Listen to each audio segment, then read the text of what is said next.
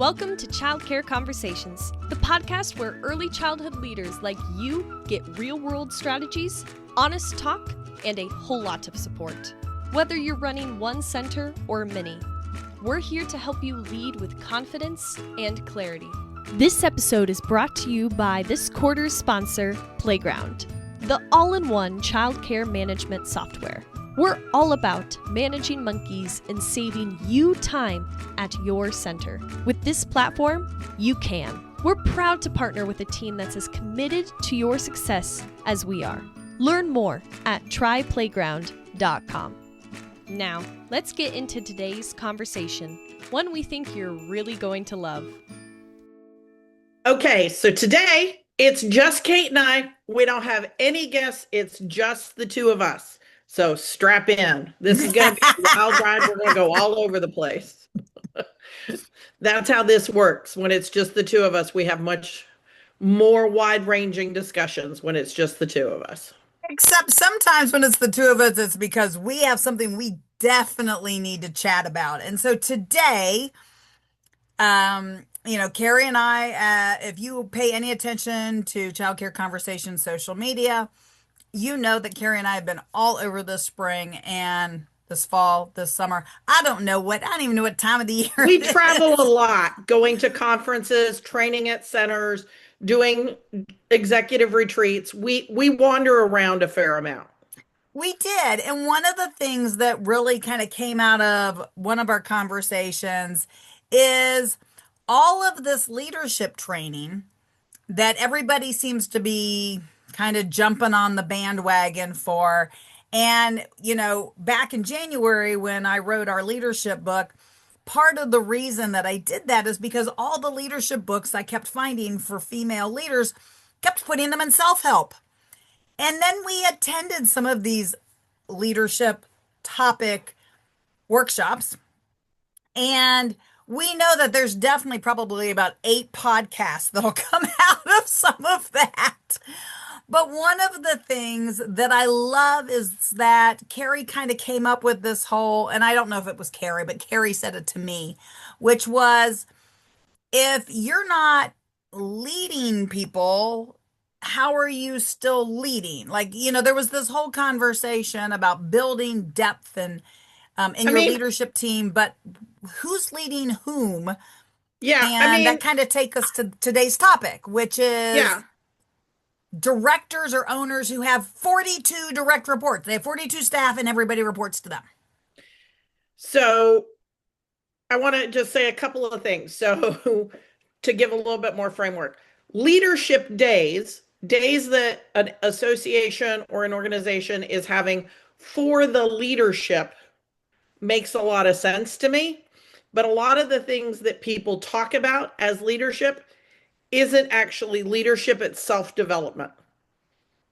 So we'll probably do a whole other episode on that topic, but just kind of have that stuck in your head that if you get a degree in early childhood leadership or early childhood administration, or you go to a leadership day and they don't teach you anything about how to lead your team, how to lead your finances, how to lead the families in your program, that's not leadership. You have to have things that you are managing and people who are following you. So an expression that I don't know if I came up with it or if I heard it somewhere is, how do you tell the difference between a leader and a duck? If you're walking and you turn around and you look behind you and there's people following you, you're a leader. If you turn around and see what's behind you and there's nothing behind you, you're a duck. Because ducks, they don't follow so good. They wander off on their own. And the lead duck thinks that they're in charge. And all the little ducklings have wandered here, there, and everywhere. So if you look behind you and nobody on your team is following you, you're not being a leader. All right. So I'm not sure if I got all my ducks even in the right pond. And so today we're going to talk a little bit about kind of the difference between not so much the difference, but how do you know, and how can you start to create? So one of the directors in one of our workshops over the last few months actually was talking about how many direct reports she had. And that's kind of where Carrie and I kind of sparked on the conversation. And so, Hang Carrie, I know on. you I think recently we need to looked. define that term. What does a direct report mean? Who are the people who directly report to you? Who are the people who you are their only boss or their first level boss? Those are your direct reports. So if you have a toddler, you are one of your toddler's direct reports because the toddler's in charge, right? So you report to the toddler, you make sure that they get the right color of sippy cup and all of that. In your center, how many people are you taking reports from on a daily or weekly or monthly basis? That's what we're asking, right? So, do you want to share that story? Yes, that's where I was going, and I was going to No, have go you do ahead it and by a tell the story. story. I just wanted to define the term because we were using it and I realized we hadn't defined it. All right. Do you want to tell the story? No, you tell it. So we had a director who really didn't understand the phrase building the bench. Wasn't really like, she just assumed that as the director, her job was that she was supposed to be in charge of everybody.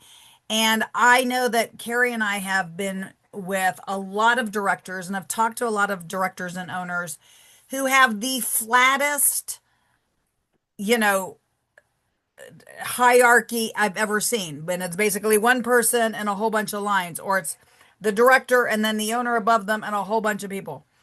And so one of the things that we have always thought of as best practice, and so Carrie actually went and did the research before we did today's podcast, but that in general the best practice was somewhere between 5 and 7 direct reports. And if you have a child care center with well over 50 children, chances are you have well over 5 staff. And so it starts to put people in the, well, who reports to me? And who else would people report to? So, Carrie, let's start with that first question, which is, if I do have, if I have 10 staff, so I'm not talking about I have 30 staff, I have 10 staff, and you're telling me best practice is somewhere between 5 and 7, where might be a good first place to start? Well, you've got a couple of different options if you've got a staff that's that small, right? 10 people. So there's probably, you might have somebody who is in charge of the food in the building, right? Whether you're providing food or whether parents are bringing in snacks, somebody needs to be the boss of that. And then you may have an infant program and a toddler program and a preschool program and a school age program. So you can do it by the area of responsibility. So that would give you food person, infant person, toddler person, preschool person, school age person. Oh, that's Yay, 5. 5 people. Okay. Other people like to do it based on the shift. And so they go, okay, this person is in charge from opening until the last nap time has started. And this person is in charge from that moment until the end of the day. And so you've got team leads, and this is the morning team lead, and this is the afternoon team lead. And that morning team lead is in charge of just figuring out who's covering for whom when somebody calls out sick.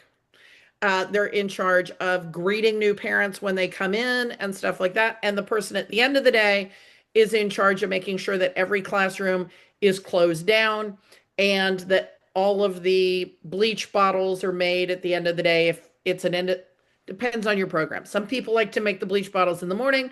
Others like to make it in the afternoon. I'm not in charge of that decision. You are. But the person who is the lead of the half of the day makes sure that those systemic things are done during their half of the day if you break it up that way.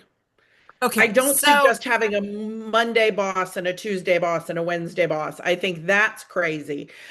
but maybe that's just me. Maybe that'll work great for you. I think finding a way that you can be like, this is the team, and these are the people who have some leadership. Do I have to give them a $15 an hour raise because they are now the morning team lead?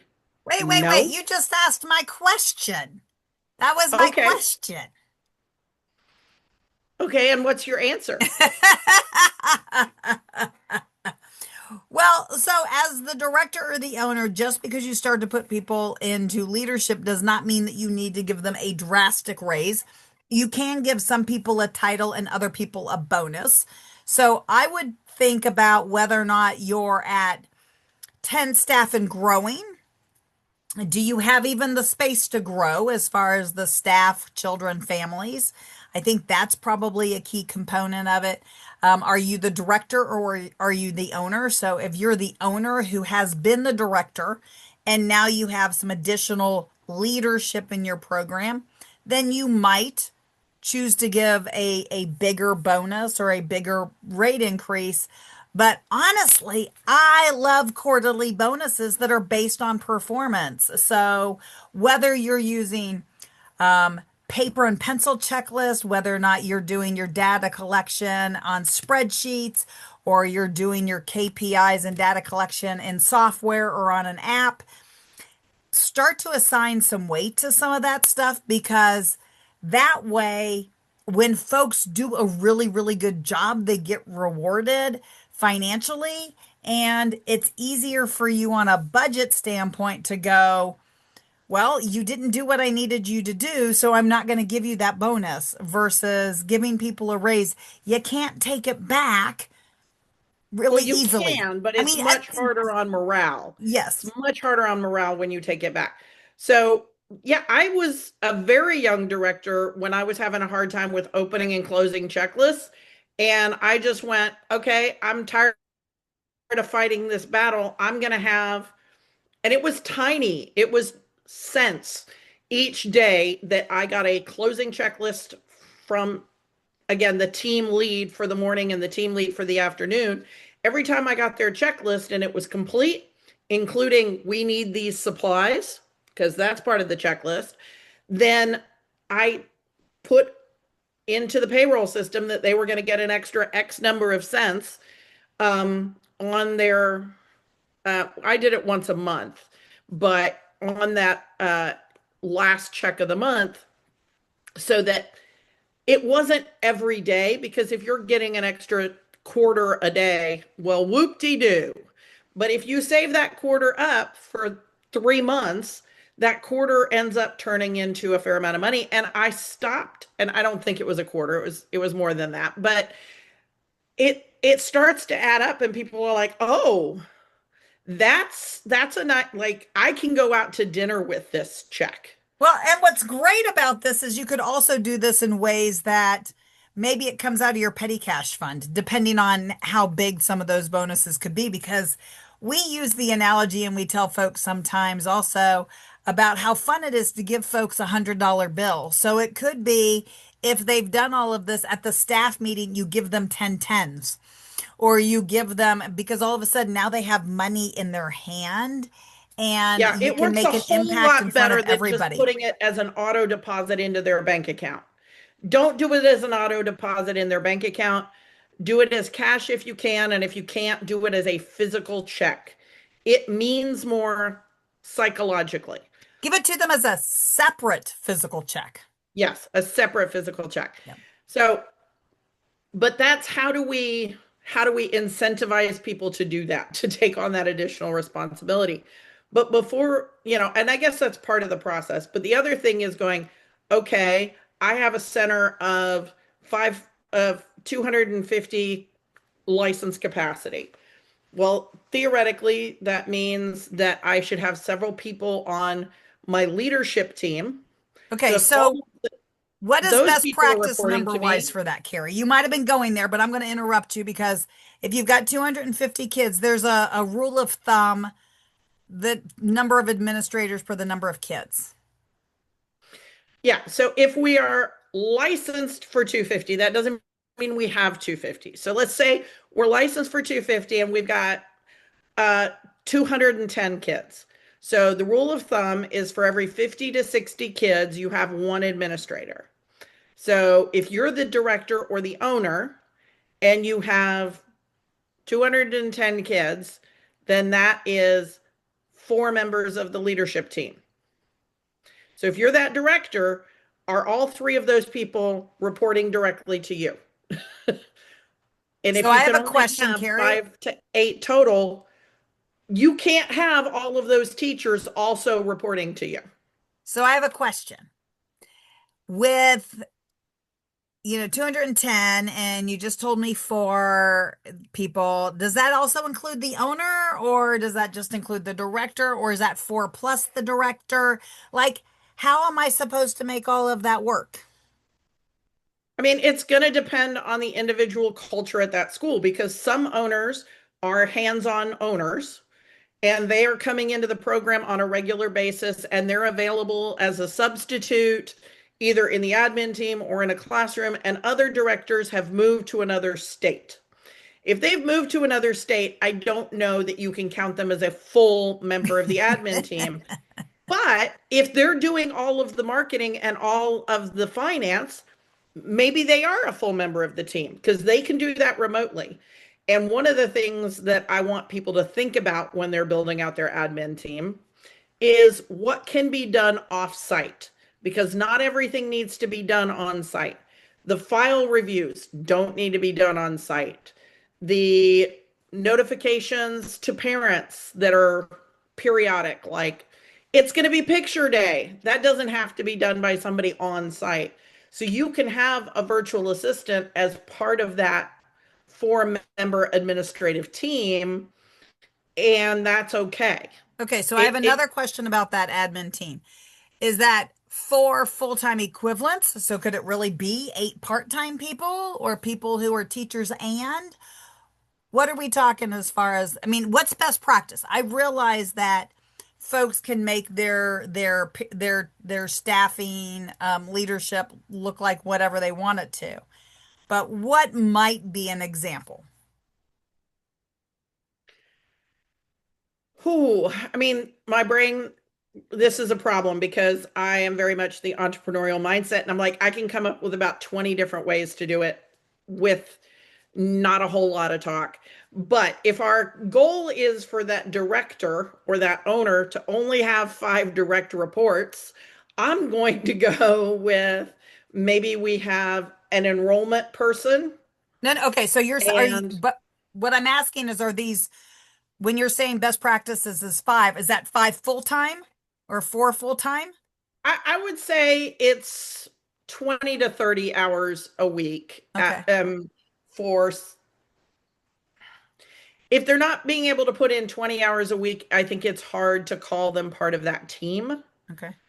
Um, so if you instead want to have lots of people who put in 5 hours a week, then you might end up with more like 10 people on your admin team. Because if you have, again, we got the 210 kids, that probably means you have more than one preschool classroom. You probably have more than one infant classroom. You probably have more than one toddler classroom, etc.